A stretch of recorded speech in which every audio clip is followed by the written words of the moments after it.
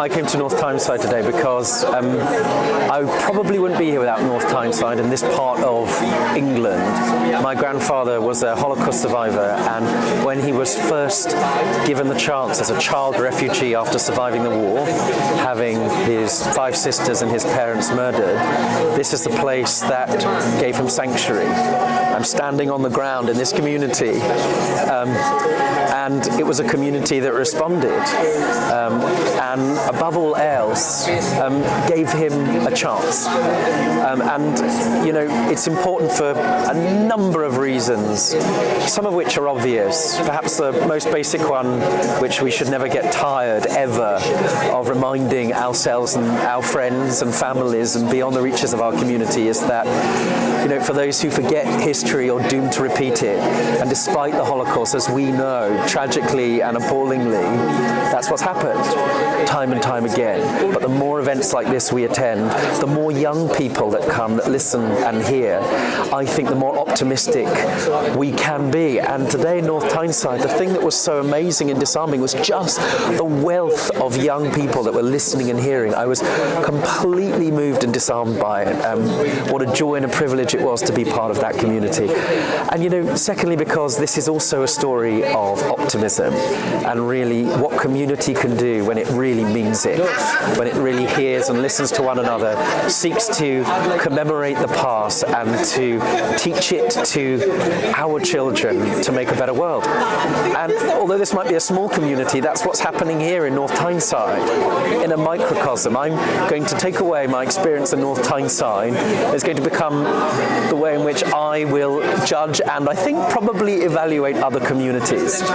This community is getting it right, and it's here today, and it's living and breathing and brimming in this building that on the outside looks you know, rather odd and soulless, and in the inside is completely filled with spirit, energy, and a sense of community and responsibility to one another. I am a proud North Tynesider now. Who would have thought I'd say that? Thank you. Thank you so much, and thank you all for having me. You know, very often, before I arrive at a place like this, I've got a really good idea of what I'm going to say. And then everything changes. That's incredibly lucky, and that happens to me today, listening especially to all you incredible young learners. But above all else, before I came into this building is a magical place. It's a place that's taught me something that I didn't expect. On the outside, it has all the trappings of being a little bit soulless.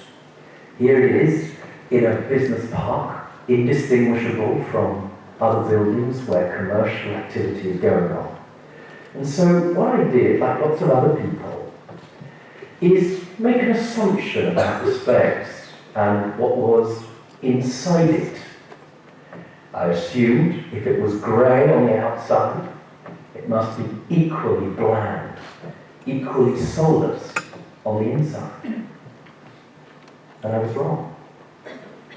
I walked into this space, this magical community, this family, and I was met immediately by things I'd never seen or experienced before.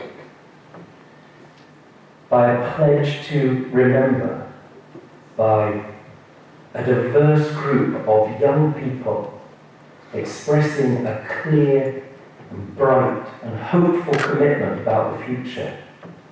A young mayoress who's determined to change the world for the future. And I was changed. But more importantly, it taught me something much more important. It reminded me that I do the exact thing, despite myself, that caused so much wickedness in the first place. That I was prejudiced. Because what I chose to do was to judge this building based upon what it looked and felt like on the outside, forgetting that what matters, what's critical, what's most essential for each and every one of us, is what's on the inside. And this place, North Tyneside, is brimming with soul, with hope and with happiness. And it is in every sense a privilege to be here and to be met by something that I didn't expect, to have been reminded of my own capacity to be prejudiced and how a building like this and a community can change my mind and remind me how important it is not to assess and judge what things might seem they are, but what they really, really are in their heart. Thank you, Mayors, and thank you everybody here for inviting me and for reminding me of that important thing. It's very difficult to come and speak about the Holocaust. It's a very big word, and as we know, it's impossible to describe. We've had incredibly moving words, but lots of writers, infinitely greater and more articulate than me, have tried. Poets have attempted to articulate, to describe what it means. But it's really an impossible and maybe even a futile task. Some people say that after the Holocaust, poetry is pointless. And so the theme of today is so important and poignant, and for Holocaust Memorial Day, because what it centers around is the example. Home. Home is very difficult to describe. Wonderful primary school that stood here and described what home meant to them got it about right. It's a place of safety and nurturing, of love and security, but above all else, it's the ingredients, the very building blocks that make you, you. But perhaps more importantly than that, what I was really affected by was how right these young people got it. Home isn't an abstract thing. It exists in the sense memory. When I was listening and hearing these young people talking about what home meant to them, it wasn't about how nice or big a house was. It wasn't about how big a bedroom was, the things that they had, their toys, their possessions. What mattered? The taste of the food, the love of a parent, the things that they enjoyed, the soul, the things that make you, you, and not the things that you have, but the family that's inside your home. And I was reminded of that incredibly powerfully when I was gifted the opportunity of going back to where my grandfather was from. His name was Moshe, and he came from a family of bakers. And during his life, he never spoke about his experiences in the Holocaust. So many of the survivors rarely did. Its magnitude and its power were impossible to describe. Many survivors, because of the trauma of what they'd been through, simply couldn't sit down and tell the story in one go. But from time to time, little things would spill out. I might grab some food and he'd tell me not to. Just tell a little story. 20 years before I ended up being gifted the opportunity of going to the town where he was from after he had died, I went back to his town with him. Many people don't know this, though it was referred to on the program, but I'd like to share with you something that happened. I went to his home, to his house, the place he grew up in. And what struck me more than anything else was how it hadn't changed. Sure, there was all of the jagged suggestions of decay that had hit that part of eastern Poland. But above all else, what was so moving and so memorable was as we went up the stairs, the personal stories that he had connected to every single part of that building. Nothing had changed. We walked up the wooden stairs that his hand had touched. There was a missing banister that his sister had fallen through. His wallpaper looked exactly the same. Each of these things had their own sense memory, their own human imprint. The only thing was, nobody was left who remembered. And that's what he said. Then we walked down the stairs, and there was a woman. And she looked at him, and he touched her. And since that moment, I've really been struggling with those verbs, to look at somebody, to touch somebody, and what they mean. This was something entirely different.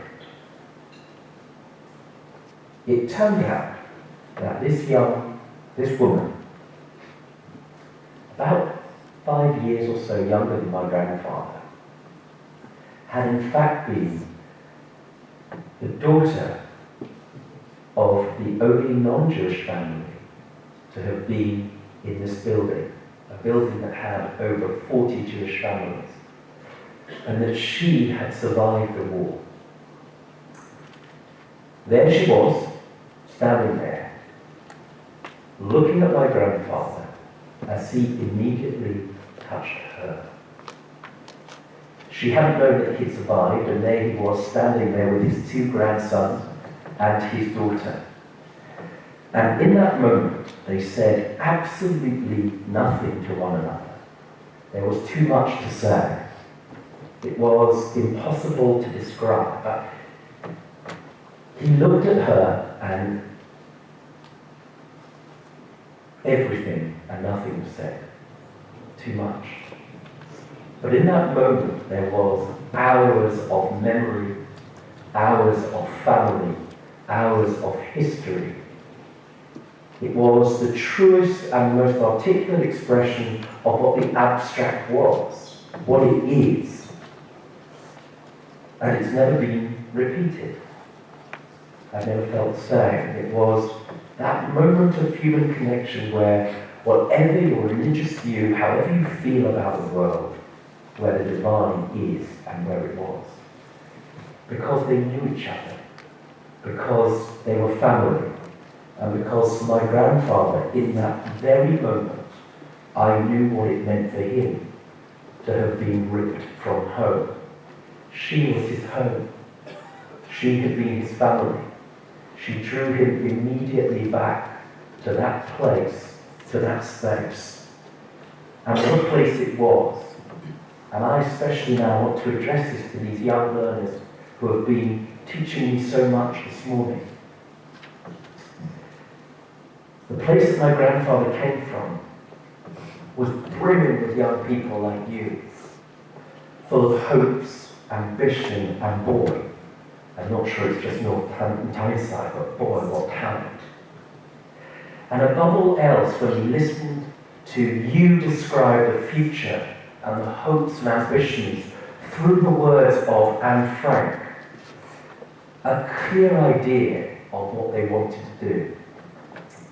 When I grew up, all I knew were the various names of my grandfather's sisters and his parents. I knew loosely that they were bakers. I knew nothing else. What I knew was that they had been murdered. They'd gone. When I got the chance to go to the home that my grandfather was from, what I discovered was brimming in the words that young learners have taught us today. I was given a book that was kept by one of the survivors, and in it, it had various little things, little stories, little lines about my aunts and my uncles and my great-grandparents now gone. Just one line. Malka enjoyed school and was brilliant at performing. Hannah was very judgmental. I don't know where I got it from. Esther was fantastic at dancing. I certainly didn't inherit that. That was home. What I knew was a name. In each one of those lines, from an empty name on a page, what these people, these young people did, breathed life into them. Each human being didn't just have a value, they had an ambition, they had a hope, they had a desire for their own futures. And that's what we lost. And here's the thing that I'm always struck by, and I'm profoundly struck by as I listen and hear and learn from you young learners, is that they were younger than you. And above all else, when I think about being ripped from home, my grandfather discovering that, the thing that challenges me more, that moves me more than anything else, is to think about what we lost. The talent we saw today, the ambition, the mission, and how many of my aunts and uncles no longer here could have changed the world. My grandfather was ripped from his home. It's 1942, and his parents and his sisters, the youngest of whom was 7 years old. It's a word. It's an age. It's the age of your little sisters, where they were taken and murdered. His home was gone. Now, the message of Holocaust Memorial Day, of course, reaches out beyond simply the story of the Shoah. But it's also a day where we can reflect on hope, where we can use the lessons of being ripped from home as a means of being optimistic for the future. And I would challenge anybody who listened to the words of the song this morning, that heard about young learners hearing about other genocides and the mission and message that they took from that, not to be optimistic. But above all else, I'd like to really tell you what I took from my experience on my grandfather's journey having been ripped from home. And it's really this. He was ripped from his home, and yet he created a new home. He went through things which were impossible to describe, and I shan't try to. Those are his words. We recount them. We do our best to empathize, to put ourselves in the shoes of those who experienced it. But the magnitude of it, the seriousness and the awfulness of it, is impossible meaningfully to understand. What I took from his journey was that in 1945, after everything he went through, he was invited to this country. He had to lie about it. He was only entitled to come to this country if he was a child refugee. He wasn't a child.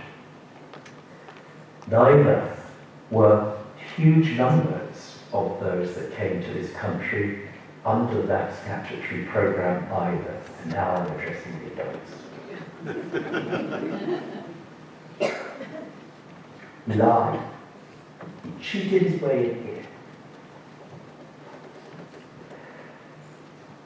And what he did once he was gifted the opportunity of this country, along with him and 732 others, was to use all of the opportunities and the promises that this country has to create a new home. That didn't happen by itself.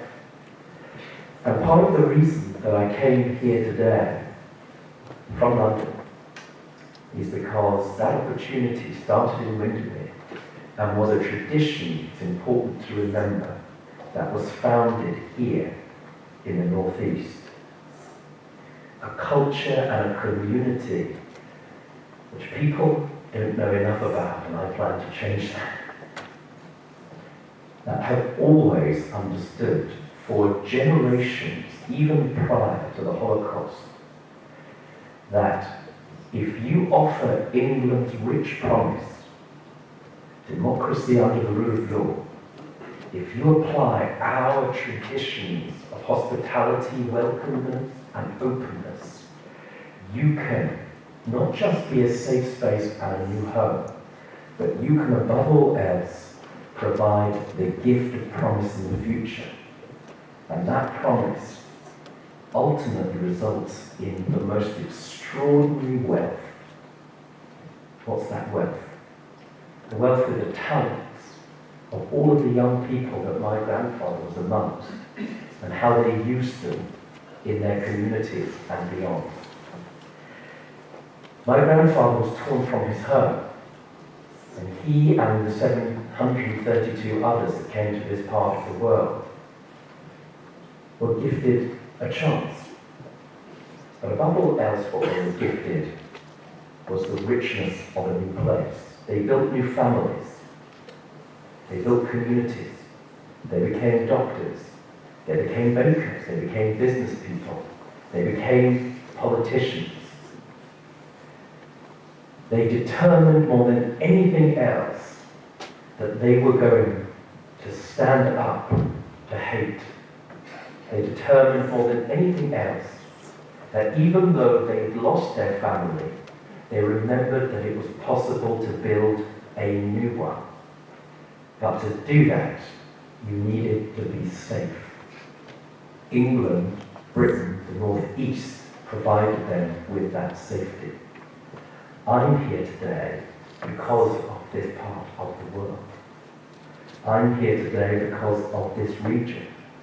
I'm here today because my grandfather was granted the promise of this country, regardless of his age. He was torn and broken.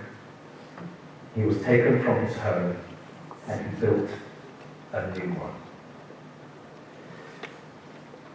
One of the things I'll leave you with is this. If you're ever granted the chance of hearing from the tragically dwindling number of Holocaust survivors, the thing that you come away with is very strange and not what you might expect. When somebody hurts you, it's very easy to imagine that you would be full of anger and rage and retribution. Perhaps that's a human understanding, an instinct. What's fascinating about my grandfather and all of the community of survivors that I've met in this country is not a single one of them, not one, is fettered by hate. What they are imbued with infinitely more is a powerful desire to love, to have hope, because they understood that to be in any way weighed down by a desire for retribution or hate was likely and in fact would destroy them.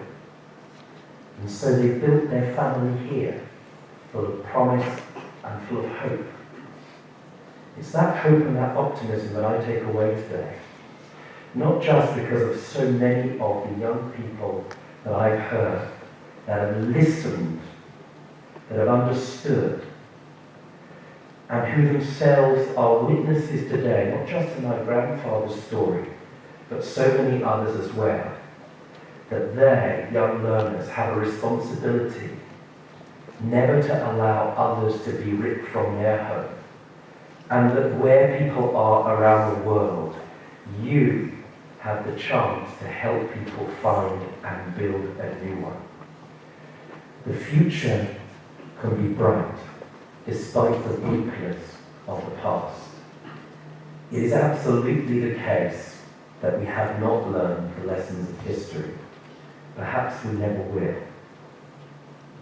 As tragic as that is, as difficult as that is to come to terms with, one thing I'm absolutely certain of, having been here today and come into this building, this community, a place brimming with commitment and soul and spirit, hearing the young people of North Tyneside, stepping on the ground where my grandfather first came and understood what it meant to have the gift of being British, is that for every darkness there are thousands of young people who are listening and learning. And so consequently, even if my grandfather was ripped from his home, I'm entirely sure that this group of young people and all of your friends and family beyond are going to work together to ensure that it never happens again. Ladies and gentlemen, thank you for having me today.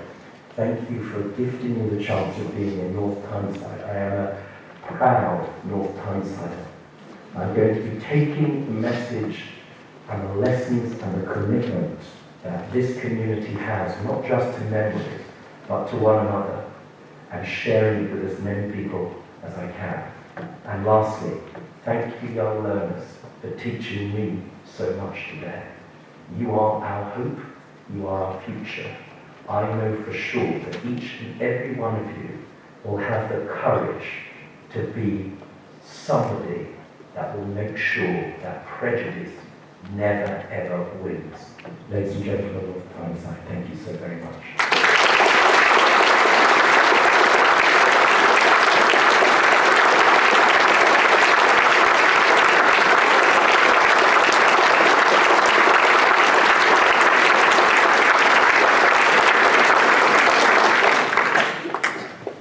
Thank you, Robert. That's so very, very kind.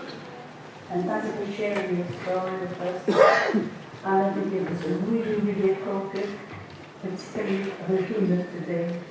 So thank you so very, very much for giving us the opportunity to hear the story. But thank you for coming to join us today on this very special day in Tyneside. Thank you.